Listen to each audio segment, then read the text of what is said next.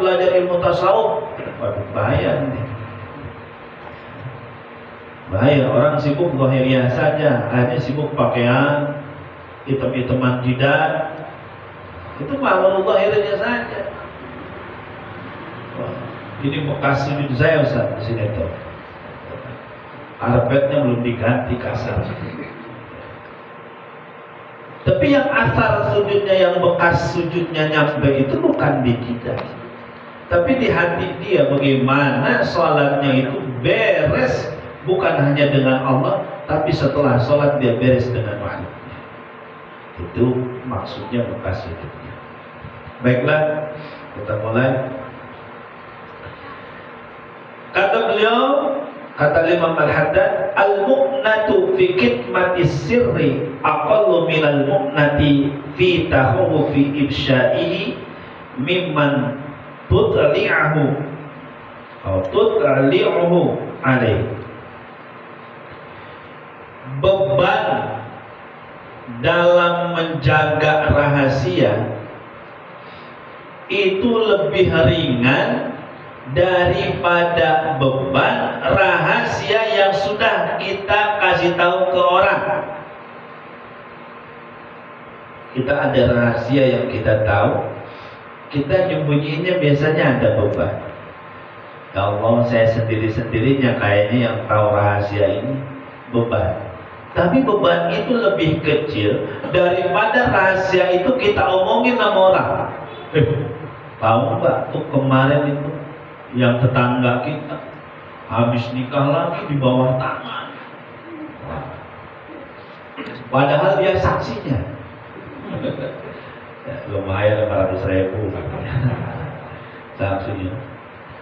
Itu nyimpan beban itu, ada beban tapi ringan dia rasakan, daripada rahasia itu dia omong-omongin ke orang yang nantinya beban itu makin besar dan makin bahaya. Kita ngomong ke tetangga kita, tetangga yang satu ini tuh punya bini baru, nikahnya di bawah tangan, pakai bumbu, akhirnya tuh omongan yang itu kumpul tuh. Makanya beban rahasia yang kita simpan itu memang ada beban, tapi beban menjaga rahasia daripada rahasia yang sudah kita sebarkan itu lebih besar bebannya yang sudah kita kabarkan kepada orang-orang. Coba habis ngomong sama orang kita tuh, tetangga kita habis kawin lagi, yang nganterinnya gua saksinya. Ente ngomong 500.000 dikasih, cuma uangnya udah habis, jadi ngomong. Kita kasih tahu sama orang, udah takut kita. Jangan-jangan ngomong sama orang itu, jangan-jangan ngomong sama istrinya, jangan-jangan ngomong sama tukang dagang depan rumahnya, ternyampe dari saya lagi ini omongan. Tuh kan lebih berat. Menjaga rahasia itu berat, tapi menyebarkan kepada orang lain nanti akibatnya tanggungannya lebih berat.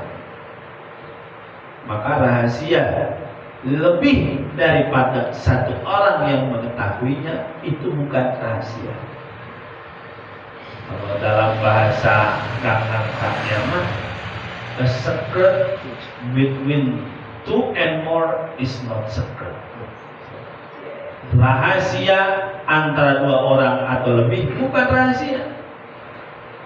Ngomong gayanya banget tuh, ini rahasia, jangan diomongin ke orang. Itu bukan rahasia ketika diomongin. Rahasia itu hanya dimiliki oleh satu orang, itu namanya rahasia. Ini mah rahasia kampung kita, kampung tahu apanya yang rahasia. Maka jagalah rahasia itu. Orang kalau mampu jaga rahasia, dia akan mampu jaga harta. Biasanya seperti itu. Orang kalau nggak mampu jaga rahasia, jelas tukang bohong biasanya kesana. Selanjutnya kata beliau, adallu dalilin ala kamali aqli rajuli. Dalil yang paling otentik yang menunjukkan sempurnanya akal seseorang itu apa? Bener-bener bukti nyata dah, otentik nih.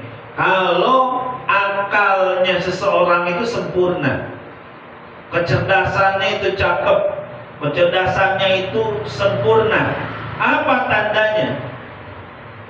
Tana'uhu ala aqranihi, dia suka muji sahabatnya. Masya Allah, lihat teman datang ke majlis taklim, ya Allah berseri-seri, ya Allah makin hari itu wajah makin berseri-seri. Dapat mobil, dia beli mobil bagus, kita puji, Masya Allah mobilnya cakep banget. Orang yang belinya tuh walaupun mobil tahun 70-an angkatan Jepang, itu bahagia yang dengernya, itu dikata bagus. Tapi mobil bagus yang kita lihat punya orang lain baru, wush, baru lagi, kreditnya berapa tahun? Hilang rasa bahagia dia. Ya. Makanya tanda seseorang itu pintar, akalnya sempurna, itu biasa muji sama orang.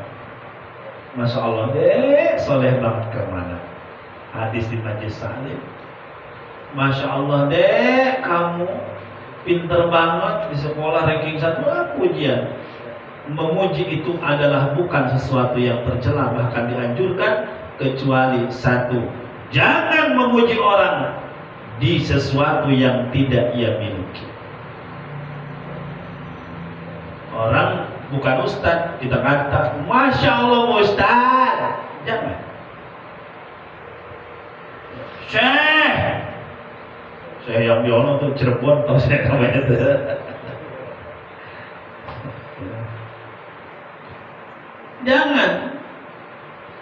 Jangan memuji orang yang bukan haknya. Dalam perkara dunia aja bisa dimarahin, apalagi dalam perkara akhirat. Dalam perkara dunia misalnya, bukan lurah kita Masya Allah Pak Lurah, lurah yang asli ngambek. Apalagi dalam urusan akhirat, mentang-mentang dia bisa mengobatin kesurupan, dipanggil syekh, dipanggil ustaz, dipanggil kiai. Mohon maaf, Pak Kiai ini, belum Pak Kiai. Orang kena masjid-masjid aja Pak Kiai. Insya Allah. Wah. Hati-hati. Kita memang budayanya kadang seperti itu. Bos. Ya. Kemudian wa adallu dalilin ala tawadhu'ihi ridahu bitakhiri fi mawatinin yastahiqu fihi taqdim. Kemudian dalil yang paling otentik yang menunjukkan bahwa seorang tawadu itu apa? Dia ridha diakhirkan dalam posisi di mana dia lebih potensial untuk didahulukan. Orang kita ngerasa di wilayah kita ini yang paling disegani. Kalau makan aja ngantri di kodam, silakan Syekh. Nah kalau tawadu, datang namanya orang luar kota, kagak tahu apa-apa, kagak tahu dia kiai, kagak tahu pangkatnya apa, kagak tahu dia ustadz, kagak tahu dia tokoh, nyelonong baik, namanya juga kagak kenal. Tuh kalau orang sombong dia akan mengatakan, lu tahu yang punya wilayah sini.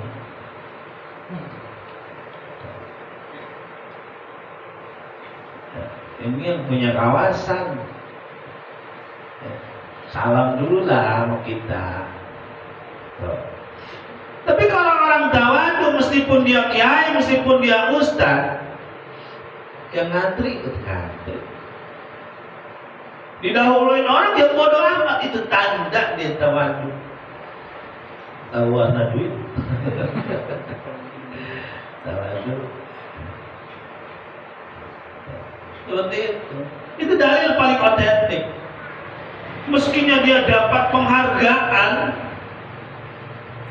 datang ke majelis taklim, datang ke maulid, waduh salaman, pengen cium tangannya segala, mestinya dia seperti itu.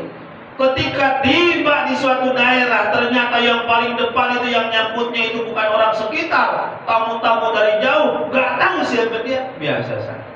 Nggak ada yang merasa hilang dari kehormatan.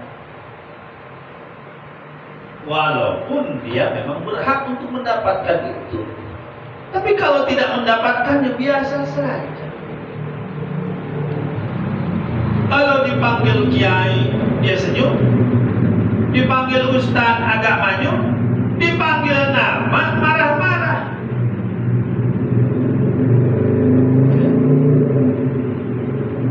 Biasa saja. Apalagi yang bukan haknya.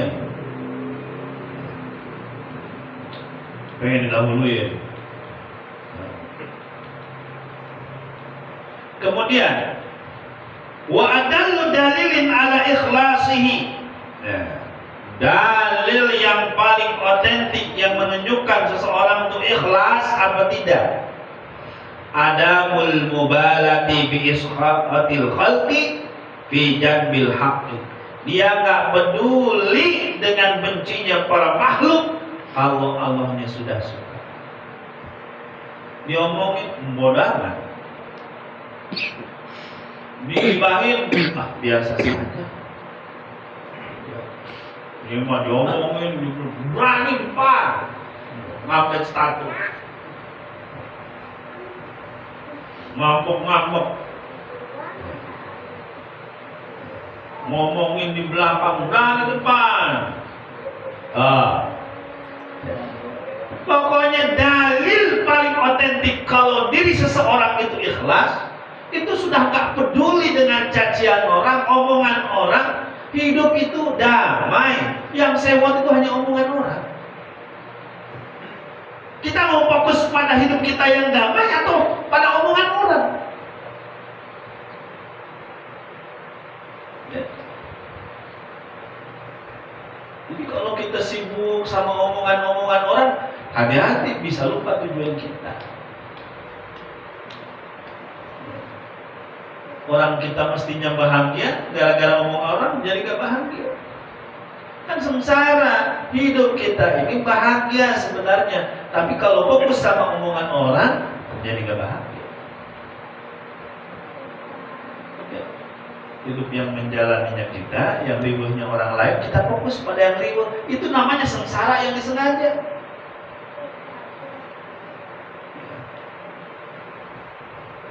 Kalau sudah tujuannya Allah, segala sesuatu nggak ada nilai. Mau dicaci, dipuji sama saja.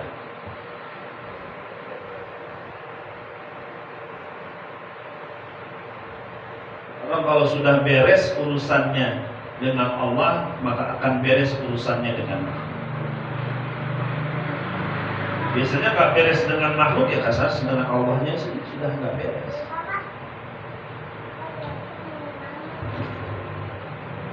Kemudian kata beliau, ad-dunya syai'ani, dunia itu ada dua, la thalitha lahma, nggak ada yang ketiganya. Dunia itu cuma dua. Yang pertama, ahaduhuma hubbul mal. Yang pertama tuh ya cinta dunia, wal akhar hubbul jah. Yang terakhir, yang kedua itu adalah senang pangkat, kedudukan. Jadi dunia itu katanya cuma dua, kata Imam Al-Haddad, gak ada tiga. Dunia itu satu seneng harta, dua seneng pangkat, gak ada lagi, cuma itu.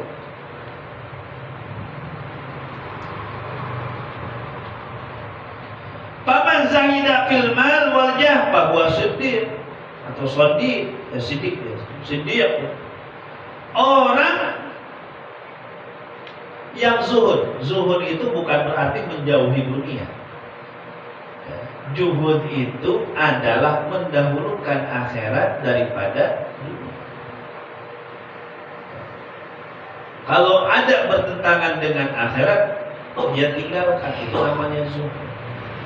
Jadi kalau orang zuhud di dalam harta, zuhud di dalam pangkat, Yang kayak gitu adalah orang yang jujur. Orang kalau sudah minta banyak, biasanya dikasihnya malah sedikit. Kalau bahasa kita banyak nuntut, biasanya dikasihnya sedikit. Masih proposal, wah panjang banget tulisannya, Masya Allah. Ya, kayak struk Indomaret, anggarannya kecil-kecil, banyak banget. Biasanya kalau banyak minta, justru dikasih sedikit.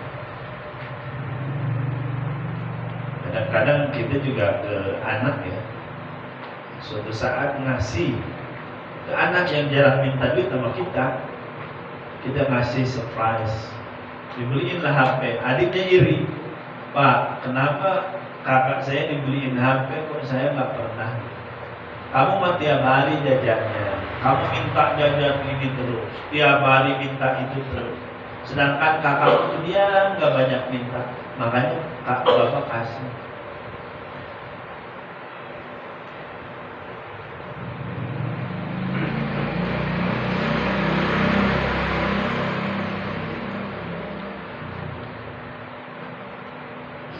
Minta yang tercela itu minta yang tidak dibarengi dengan tindakan.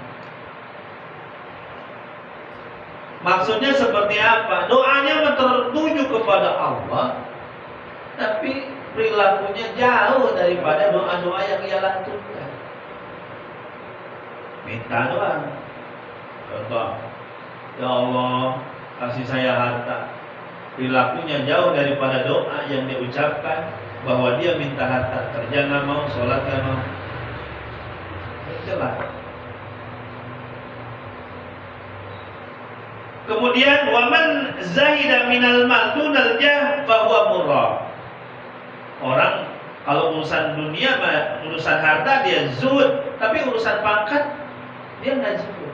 Ini yang kayak gitu orang yang ria. Ya kalau urusan duit itu biasa-biasa saja. Tapi masalah kedudukan, saya yang paling berkuasa di sini. Yang kayak gini murrah.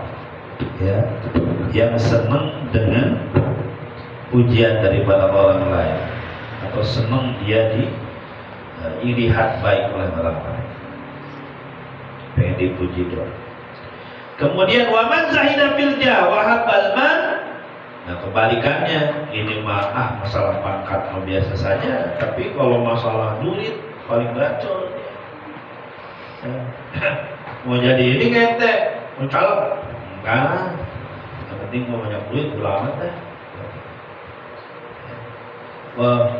Wahwa laim yang kayak gini adalah orang yang tercela, tetap nggak baik. Waman ahabbal mal wal jah kana asdara uqubati hirmanha. Tapi orang yang cinta sama harta, cinta sama pangkat, paling sedikit hukumannya bagi orang tersebut apa? Nggak mendapatkan apa yang dia inginkan. Biasanya ya, kita pengen mobil dikasihnya motor. Ya. Kenapa? Hati kita yang terlalu kotor, pengennya selalu lebih. Padahal hati yang merasa cukup akan membuat dia merasa lebih. Ya. Hati yang cukup kita akan buat merasa lebih.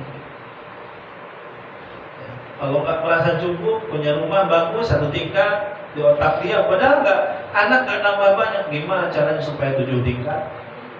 Biar kayak Oyo.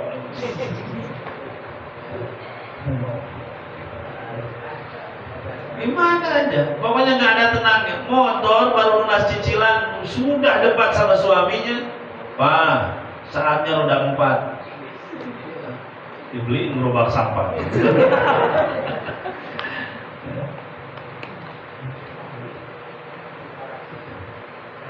PR, dikasih PR lah.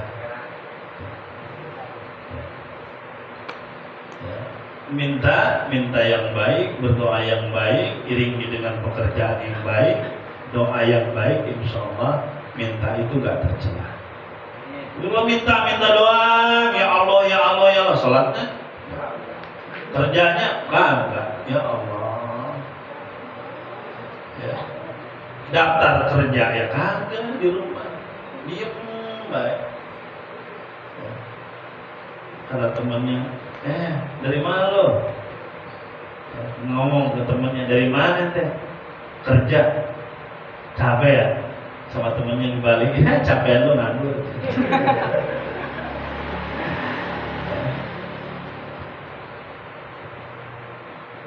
Kalau kita justru terlalu terpaut hatinya dengan dunia, dengan pangkat, terlalu mengkubu-kubu dengan keduanya, maka akan terhalangi dari apa yang diharapkan dari keduanya. Kemudian al-aradi salatun, bumi itu ada 3, tanah itu ada 3. Ardun idza sukiyat anbatatil ushba wal karam. Ada tanah yang kalau disirami itu menumbuhkan rumputan tumbuhan. Di tanah kita alhamdulillah di sini kalau bersiramin hujan, ya, lapangan tumbuh rumput alhamdulillah. Ada perumpamaannya dari manusia, wa mathaluha minan nas alladzi yata'allamu wa yafhamu fil 'ilmi. Perumpamaannya di golongan manusia seperti orang yang belajar kemudian paham. Belajar, pesantren, belajar, paham, pas pulang dites sama orang tuanya paham. Nah yang kayak gini anak kita yang seperti itu seperti jenis tanah yang pertama, yaitu kalau disirami dia mah akan numbuhin tanaman. Faka'annan nabakaman annan nabata laisa ainal ma la walakinal ma'u sababu husuli. Sebagaimana bahwa tumbuhan itu bukan air, bukan air. Tumbuhan bukan air. Tapi tumbuhan itu tidak akan jadi kalau nggak ada air. Jadi air itu sabab adanya tumbuhan. Fakadzalikal fahmu, begitu juga pemahaman, laisa ainal ilmi, bukan dia itu adalah zat ilmu itu sendiri, walakin anil ilmi yakun, tapi pemahaman itu munculnya dari pemahaman itu munculnya dari ilmu. Atau ilmu itu ada karena pemahaman juga bisa. Jadi ada jenis tanah yang pertama, disiram numbuhin tumbuhan. Ini perumpamaannya orang belajar, habis itu paham. Kan orang mau gimana ngamalin, paham aja kata. Itu juga sama halnya seperti air dan tumbuhan.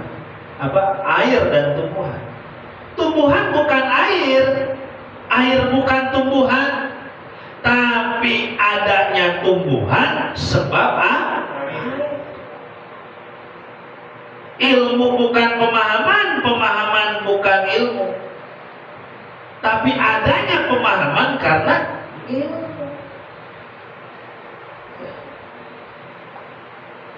Saya mau belajar juga paham. Emang ada tumbuhan yang nggak pakai disiram? Terus nggak ada paham kok, bisa ngomong udah paham, udah paham kayak gitu lah, nggak usah belajar.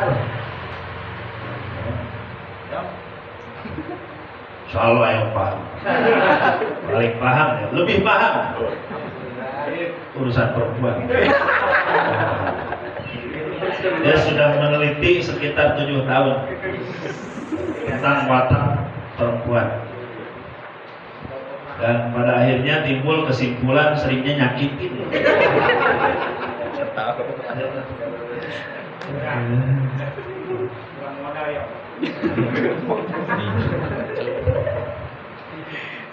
Wal ardu tsaniyatu, Ini jenis tanah yang kedua, tipe tanah yang kedua. Tumsikul ma'a wala tunbitul kala. Dia mampu nahan air, bisa meresep air, tapi gak bisa ini tumbuh-tumbuhan kayak tanah liat. Ya, tanah liat nggak ada. Pohon kelapa yang tumbuh di tanah liat nggak ada. Ya. Adanya jadi cobek tanah liat. Ya. Ya, jadi bata. Jadi dia tanah bisa nahan air. Ya. Tapi nggak numbuhin gitu. Masalah minan nas la yahfadul ilma wa la yafhamu fi. Perumpamaannya dari manusia seperti mereka yang mampu ngapalin ilmu tapi nggak bisa paham. Anak-anak kita kadang-kadang paham nggak? Suruh dia ngapalin Quran bisa, suruh ngapalin hadis bisa, paham nggak? Ada yang kayak gitu. Zamannya Irak dulu perang sama Mongol, Baghdad, kan dibakar perpustakaannya, dibuang ke laut sampai hitam tuh warnanya. Saking banyaknya kitab buku yang dibakar pada saat itu. Kalau ulama ngumpulin orang-orang ahli penghafal, ada manfaatnya juga. Ya, walaupun dia nggak paham, ada manfaatnya. Dikumpulin, suruh tulis lagi apa yang dia paham, apa yang dia hafal. Wa idza ra'aital 'alima la yazidu 'ala ma yasma' fahuwa dzaka. Ada orang yang alim tapi dia nggak bisa explore, nggak bisa berkembang atas apa yang dia dengarkan, itu termasuk yang kayak gini. Diajarin nangkep cepet, tapi gitu-gitu aja nggak berkembang, nggak bisa ngembangin pemahaman atas ilmunya. Ini perumpamaan bisa nangkep tapi nggak bisa numbuhin, bisa nangkep air nggak bisa numbuhin. Dia diajarin takut bisa, tapi kalau dikasih praktek yang lainnya nggak paham, rumus matematika dikasih soal yang lain, ngelamun lagi nih apa? Wa idza ra'aitahu yazidu 'alaihi syai'an yuwafiqu ma sami'a min al-'ilm fa huwa al-awwal.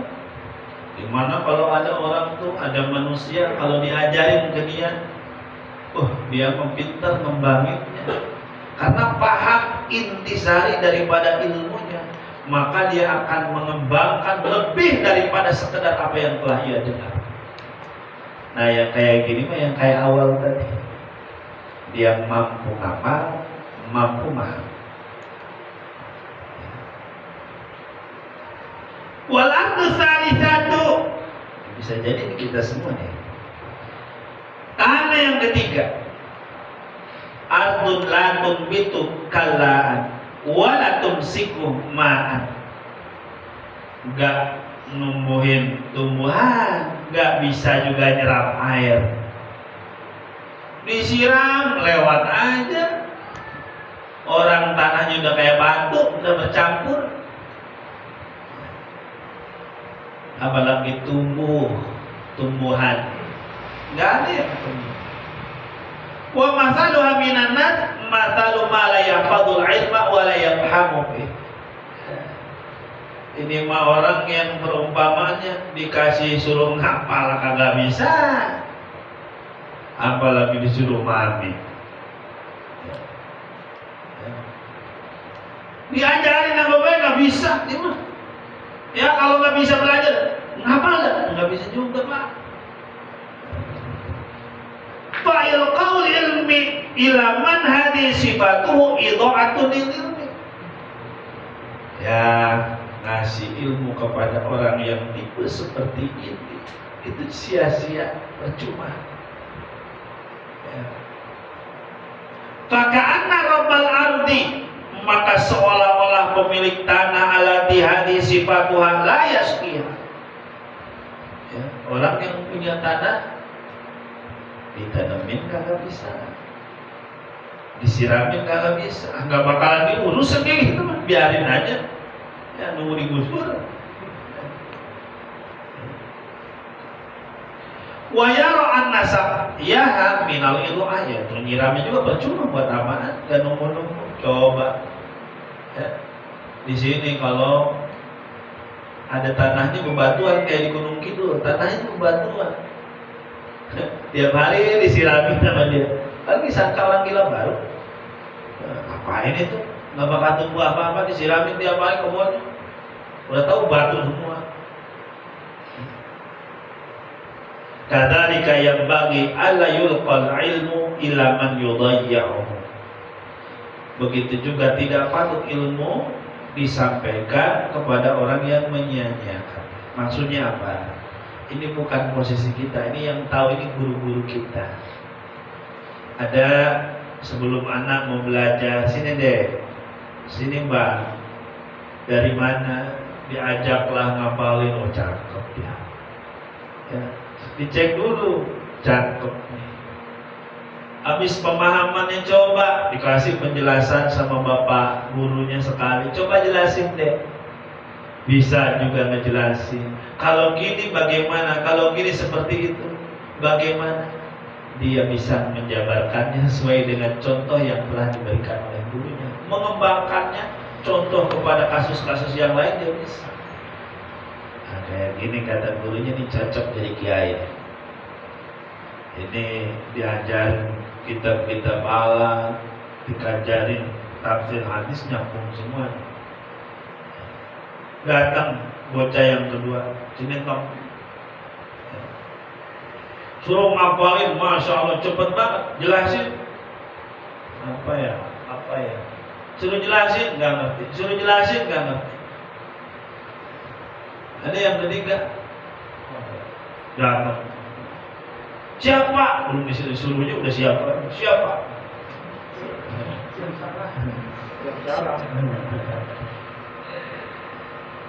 Bisa ngapal? Bisa Pak. Coba baca itu. Cuma nyambung. Suruh jelasin apa lagi. Biasanya kiai-kiai, wah yang kayak gini mah udah lah. Jadi pembantu di pondok aja. Bukan nyiapin tehnya kiai. Bukan nganter-nganter jadi supirnya. Jangan lantas disuruh mahal, lu ngapain di sini? Cuma gua ngajarin lo. Enggak, guru-guru kita dia tarik lah. Seminggu sekali ke sini, suruh bersihin rumahnya. Kenapa? Karena dengan bergaul dengan orang baik, yang nggak bisa nangkep ilmu bisa baik. Kalau suruh balik lagi, masya Allah, bahaya. Kayaknya ente mah nggak cocok jadi kiai. Wah itu bahaya omongan seperti itu. Ya. Jadi biarlah guru yang menilai ini cocoknya jadi tadi abdi darunya pesantren banyak. Ya, memang walaupun pada faktanya biasanya yang paling pintar kalau zaman sekarang yang dekat dengan guru. Tapi zaman dulu udah mentok ini hingga pada akhirnya bisanya itu karena berkah gurunya bukan karena alim. Jangan disuruh pulang juga. Biar dia belajar dengan apa yang dia mampu. Belajarnya orang yang bebal biasanya lebih mudah dengan praktek-praktek. Tinggal di rumah kiai, tahu tata cara sholat karena lihat, tahu tata cara dia bagaimana memandikan mayit karena sering ikut. Seperti itu. Maka itulah cerdasnya guru-guru kita mampu membedakan mana yang harus belajar tidak. Setiap kita ada tipe yang nggak bisa dipaksakan.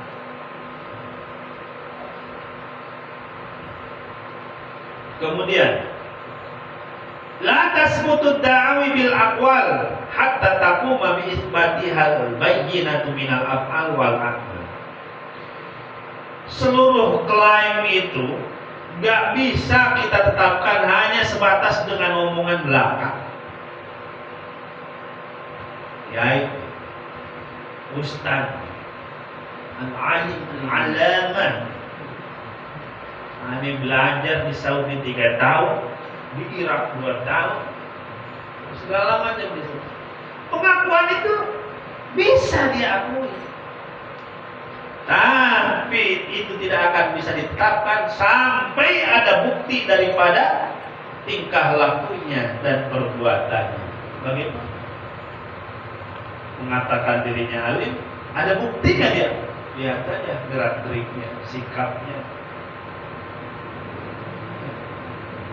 Orang aku dokter juga kan lama-lama akan ketahuan. Ada yang nikah sampai 3 tahun nggak tahu kalau suaminya polisi gadungan. Banyak, tapi akhirnya pasti ketahuan. Makanya pengakuan itu harus ditetapkan oleh bukti. Mana situ tentara, situ polisi, biasa ditanya, mana Pak, mohon maaf kartunya. Lu keluarin lah, ini Pak, Indosat. Polisi nggak menangkan.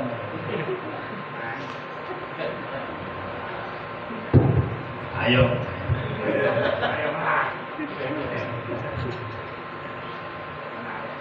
Kemudian, idza nafsuka annaha la tufariq baina wujudi syai' wa 'adami, fala taqna minha bidzalik hatta takhtabiraha bil amrayni jami'an.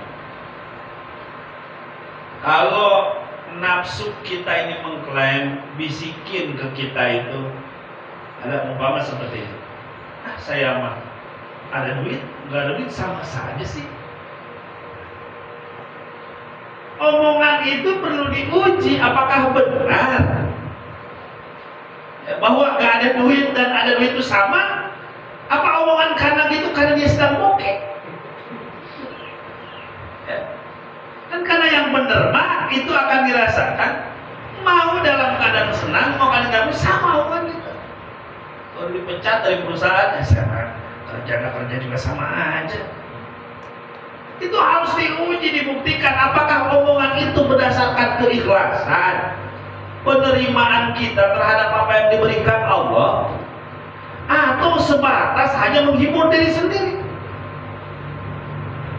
Saya mau sama aja, punya istri nggak punya istri saja sama saja.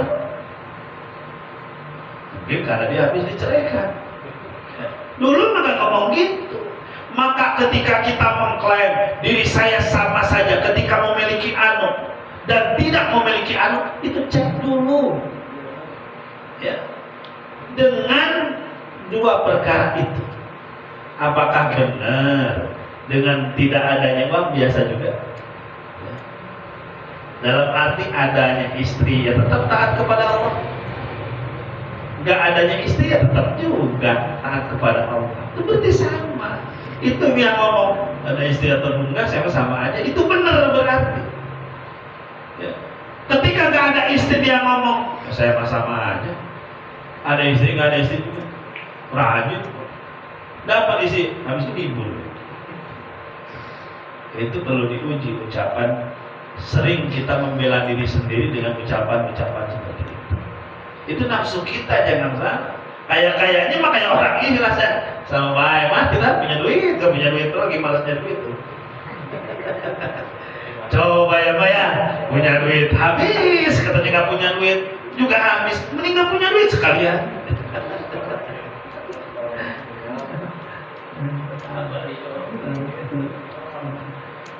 Sering ada ungkapan seperti itu.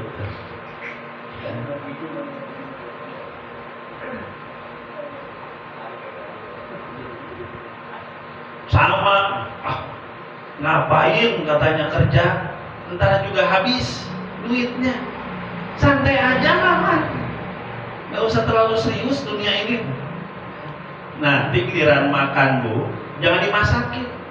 Pas minta makan, mah gimana sih?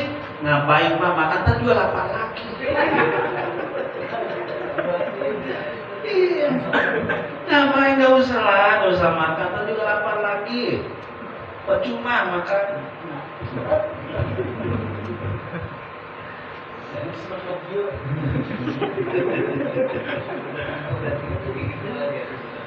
Satu lagi. Laulal alamat lada kullu wahidin ma laysa indah. Kalau tanpa bukti, setiap orang tuh bisa ngakuin apa aja. Polisi, lah buktinya apa? Makanya sesuatu itu perlu bukti. Bang, saya sayang sama abang. Wah, dikasih apa itu sama pacarnya, sama calonnya dikasih apa. Giliran mau ditegesin, mau dibawain orang, wah, kan itu belum ada bukti sayangnya. Karena bukti calon suami saya datang ke rumah, kalau perempuan menerimanya, itu bukti saya.